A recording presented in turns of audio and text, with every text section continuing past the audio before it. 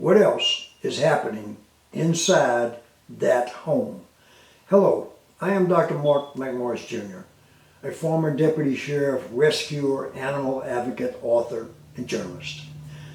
As a former investigator, I learned that this may be the most important question an investigator can ask. What else is happening in that home? Because sometimes an abandoned dog, an animal without food, without water, without shelter, or suffering from neglect isn't the whole story. Sometimes it is the beginning of the story. For several years, I served in law enforcement. Like many officers, I responded to calls involving animal neglect and animal cruelty. At first, I saw them as animal cases, but over time, I began noticing something else. Those investigations often revealed much bigger problems: illegal drug activity, unsafe living conditions, domestic violence, child neglect, other criminal violations. The neglected animals was often the first visible sign that something else inside that home deserved attention. Now let me be very clear. I'm not suggesting that every person who neglects an animal will abuse another human being. Research does not support that conclusion, but research does tell us something important. Animal neglect and animal cruelty can be warning signs that deserve careful attention because they sometimes occur alongside other forms of violence, neglect, or criminal activity. Good investigators do not ignore warning signs. They follow them. Years after I began seeing this pattern in my own investigations, I learned that researchers had reached many of the same conclusions. The FBI now tracks animal cruelty as its own criminal offense through its National Incident-Based Reporting System. Research discussed by the FBI has found that in some homes where domestic violence occurs, family pets are threatened, injured, or killed as a means of controlling victims. Children living in those homes often witness abuse directed toward both family members and the animals. Those are not opinions. Those are documented findings. Does every investigation involving animal neglect uncover another crime? No, of course not. But some do. And that's reason enough to take these cases seriously. Unfortunately, animal neglect and animal cruelty are still too often viewed as low priority matters. Research has shown that many officers receive little formal training on recognizing the relationship between animal abuse and other forms of violence. That isn't necessarily a criticism of individual officers. Training comes from leadership. Priorities come from leadership. Resources come from leadership. And leadership determines what receives attention. Now, I'd like to share one personal experience. Several years ago, I became involved in an animal dumping investigation case that deeply concerned me. Believing the matter deserved careful review, I sent certified letters to local public officials, including the sheriff, the district attorney, and other government leaders.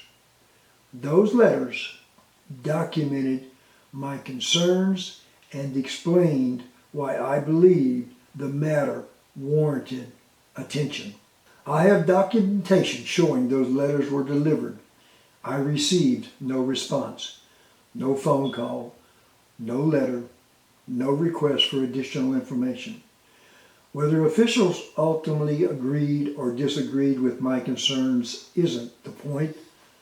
The point is that responsible leadership begins by acknowledging legitimate concerns and ensuring they receive an appropriate review.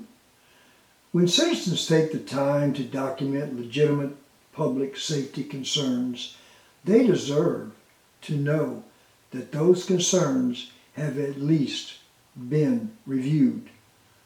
Leadership is measured not only by campaign promises. Leadership is measured by actions after taking office. That brings me to something every citizen should think about. Take a moment and look around your own community. Look at the abandoned animals. Look at the stray dogs and cats. Look at the animals without adequate food, without clean water, without proper shelter. Look at the animals spending their lives at the end of a chain. Then ask yourself another question. What does this say about our community? Every one of those situations represents more than an animal in need. It represents a problem that deserves attention. Sometimes that problem begins with an irresponsible owner.